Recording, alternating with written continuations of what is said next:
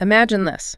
You've got a blank screen staring back at you, a looming deadline for a major presentation.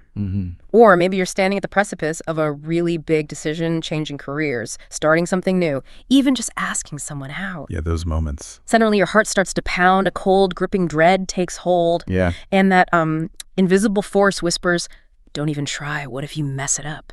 Have you ever felt that? That profound, almost physical pull to just retreat? Oh, absolutely. It's a feeling that I think resonates deeply with nearly everyone at some point.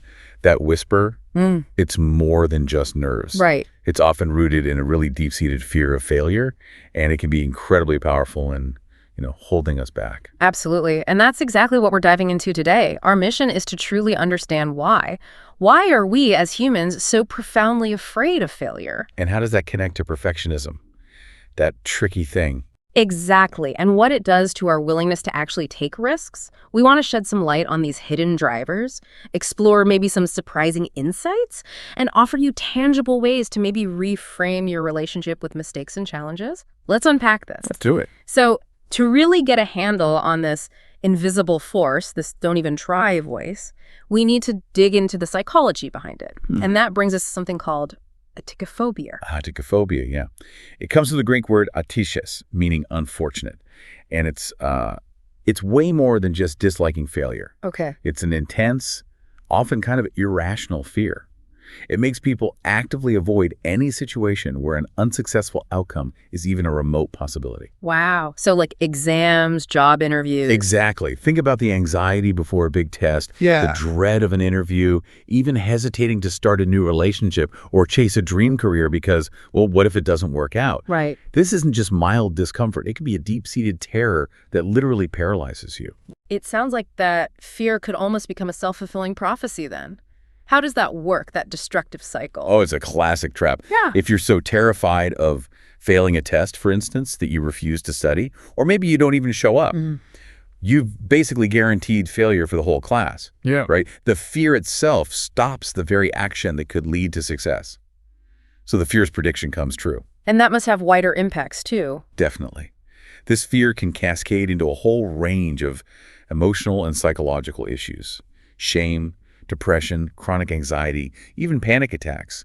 And it really hits your self-esteem hard. Wow. It can cripple performance at school or work and strain social interactions too. So if this fear is so destructive, where does it come from? Is it something we learn or is it deeper, like hardwired? It's a fascinating mix, really. Our brains are hardwired for survival. Avoiding danger is like priority number one, always has been. Okay. From an evolutionary standpoint, think about our ancestors, the ones who are more risk-averse, maybe a bit jumpy. The nervous ones. Yeah, exactly. They were more likely to survive predators, scatter or to rustle in the bushes, even if it was just wind. They lived to pass on those cautious genes. That primal instinct for caution. It's still very much with us. So our ancestors were the super anxious types. That explains a lot about me sometimes. And this hardwiring, does it connect to loss aversion? That's a big psych concept, right? It absolutely does. And it explains why we often act so, irrationally sometimes. Loss aversion is this thing where the pain of losing something feels way stronger. More intense. Yeah, sometimes like twice as strong than the pleasure of gaining the exact same thing. So it drives us to be overly cautious. We often miss out on potential gains because we're so scared of losing what we have. Even if what we have isn't great. Especially then. It's why people might stay in a bad job or a struggling relationship. The fear of losing that, even if it's miserable, outweighs the potential but uncertain gain of something better. You see it in investing too, right? Oh, absolutely. Holding on to losing stocks way too long, selling winners too soon. It's all driven by that fear, not logic. And it's not just instincts, it's learned too, like from how we're raised. Precisely. Think about childhood. If parents consistently punish failures instead of praising the effort, kids can develop this deep-seated fear of anything difficult. It can lead to lower aspirations later on. They might just pick the safe goals, the short-term wins, to avoid that potential sting of failure. And society plays a role too. I read something about safety nets, like in Scandinavia, encouraging more entrepreneurs compared to the US. How does that fit? That's a really crucial environmental factor. In countries with strong social welfare systems, healthcare, education, basic needs are covered, even if you're unemployed. Right. The perceived downside of a business failing is way lower.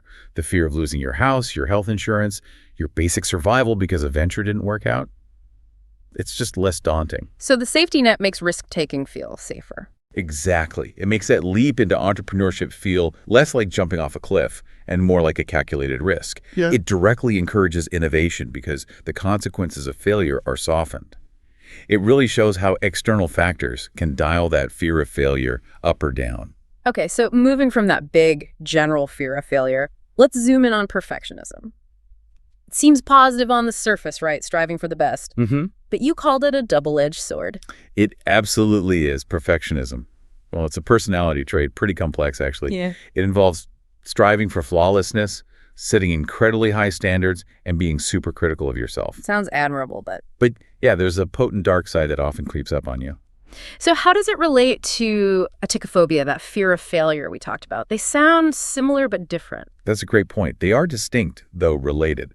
Aticophobia is mainly about the fear of failure itself, avoiding situations where you might mess up. Okay. Perfectionism is more about the intense pursuit of success and flawlessness, the drive for an impossible ideal. One's a fear, one's a drive. Exactly. But extreme perfectionism can definitely feed into other things, like adophobia, the specific fear of imperfection. They often fuel each other in a nasty cycle. And perfectionism itself isn't just one thing. You mentioned two faces. That's right.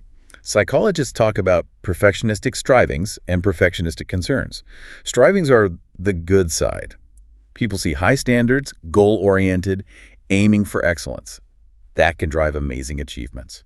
But then the concerns, that's the dark side. That's the maladaptive side, yes. Yeah. And that's where the real psychological toll comes in.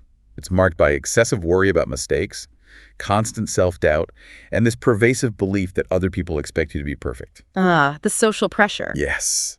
That specific type, socially prescribed perfectionism, where you think others demand perfection. It has the strongest link to suffering, anxiety, depression, particularly noticeable in high-pressure environments like college. So it's not just anxiety, it actually hinders the very excellence it's chasing. That's the perfectionism paradox. Exactly.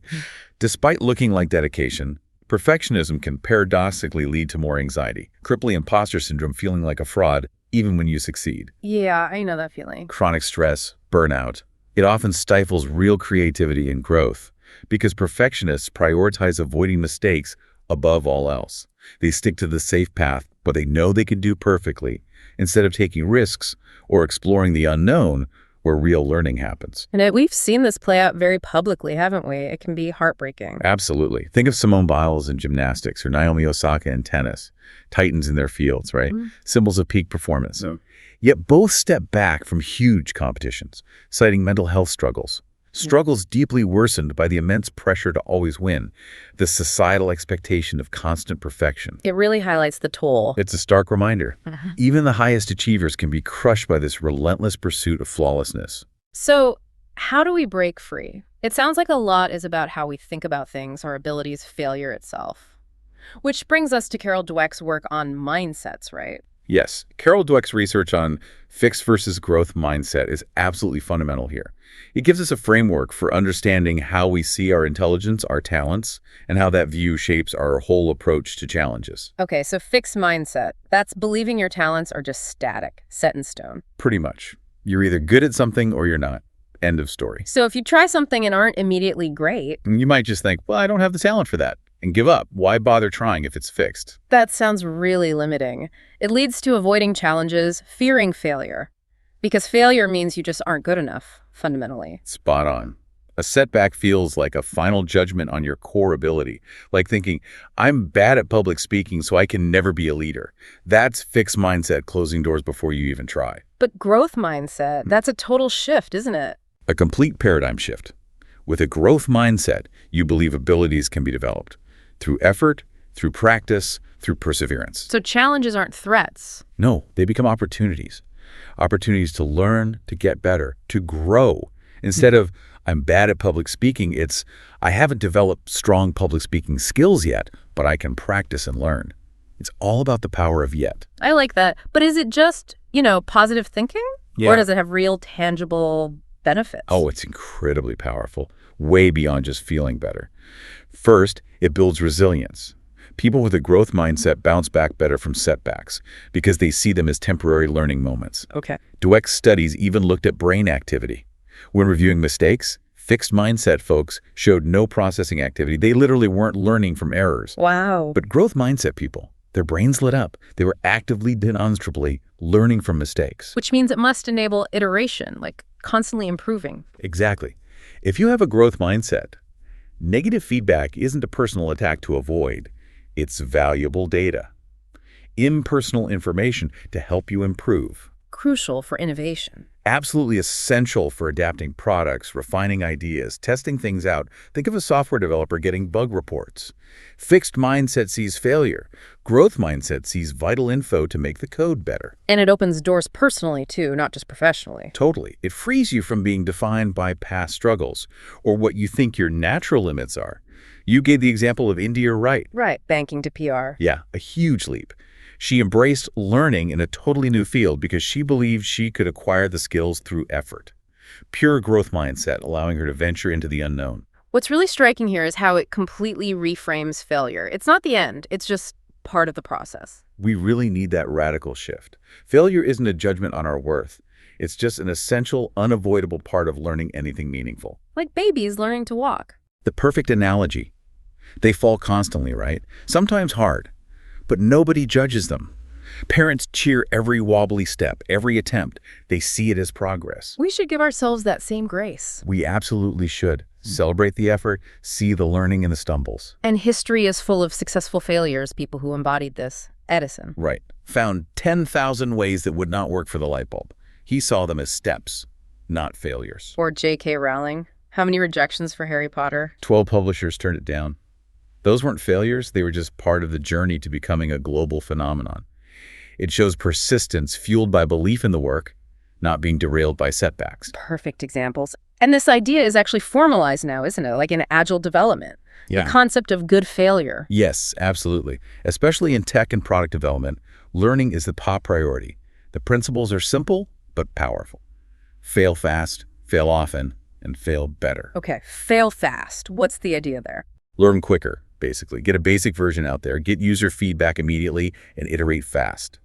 Don't spend years perfecting something in secret only to find out nobody wants it. Makes sense. And fail often.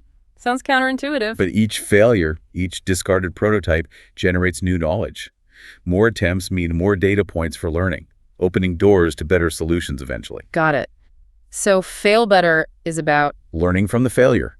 Analyze it thoroughly. Why did it happen? What can we learn? Make every mistake an intelligent one, so each try gets you closer to the optimal solution. It's a strategic embrace of imperfection for the sake of progress. Okay, so understanding all this, the fear, the perfectionism trap, the power of mindset, what can we actually do? What are the practical steps to build resilience and maybe be kinder to ourselves? Well, we touched on those bigger societal things like safety nets or childhood experiences.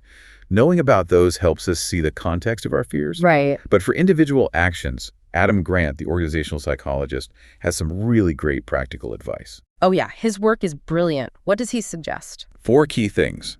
First, redefine excellence. Shift from obsessing over flawlessness to focusing on actual progress. How? When you have a goal, instead of, how can I make this perfect? Ask, what do I need to do just to get to the next stage? Break it down. Exactly. Like a student aiming for a perfect score might shift to focusing on the grade needed to pass or get to the next level. Makes it less overwhelming. Okay, smaller steps, less daunting. What's second? Second, celebrate effort, not just success. Really focus on the process, the consistent work you put in, not only the final win. So acknowledge the grind. Yes. Celebrate small victories, tiny improvements. It builds momentum, reinforces that growth mindset, and makes the journey itself feel rewarding. Teaches your brain to value the effort. That feels like a big mental shift. What about feedback? That can be scary. That's the third point. Seek constructive feedback. Actively ask for it from trusted people, not just for praise, but for real insights. How do you do that effectively? Don't just take, it's great. Ask why. What worked well?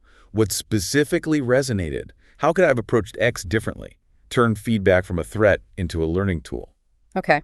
Actively mining for the useful bits. And the fourth strategy? Fourth, focus on incremental improvement. Don't try to fix everything at once after getting feedback. Pick just a few specific things to work on each day or week. Keep it manageable. Exactly. Break big goals into tiny tasks. It prevents burnout and keeps you motivated because you see tangible progress regularly. Beyond those actions, you also mentioned self-compassion, Dr. Kristen Neff's work. That feels really important, kind of like the antidote to harsh self-criticism. It's absolutely crucial. Self-compassion is basically treating yourself like you'd treat a good friend who's struggling. With kindness. Yes, kindness, understanding, patience. It involves being mindful, aware of your suffering without judgment, recognizing your struggles are part of being human. Everyone messes up. Shared humanity. Right. And then offering yourself comfort. It's vital because it directly tackles that harsh inner critic, reduces shame, guilt, and the fear of failure itself. It helps you cope better. Definitely. It fosters emotional regulation, builds a more stable sense of self-worth not tied to external success. Research clearly links it to less depression and anxiety, more hope, more connection. So how do we actually do that? Cultivate self-compassion day to day? Simple things, really. Practice compassionate self-talk. Literally talk to yourself kindly. Encourage yourself. Maintain self-care routines, good food, exercise, sleep. They matter. Basics, but important. Very. Journaling helps process thoughts without judgment. And consciously reframe setbacks. See them as learning opportunities, not proof you're terrible. Build that internal support system. And external support matters too, right? Having people around you. Hugely important. Connecting back to that shared humanity piece. Studies show mindfulness practices and strong support networks, family, friends, significantly lessen the negative impact of maladaptive perfectionism and anxiety. Especially for young people under pressure. Exactly, like college students. Having that safety net of empathy and encouragement makes a massive difference in navigating challenges and daring to grow. Wow. Okay. What a journey we've been on. From the deep roots of fear through the knots of perfectionism to the power of a growth mindset. Hopefully you listening have a clearer picture now of why these fears grab hold, and importantly, some real tools to navigate them. I think the key lesson, the real takeaway is pretty profound. The path to success, real success, isn't about dodging mistakes. It's about radically changing how you see them, how you interact with them. Building that inner world. Exactly. Where learning is the goal, mistakes are just data points, and self-kindness is the norm.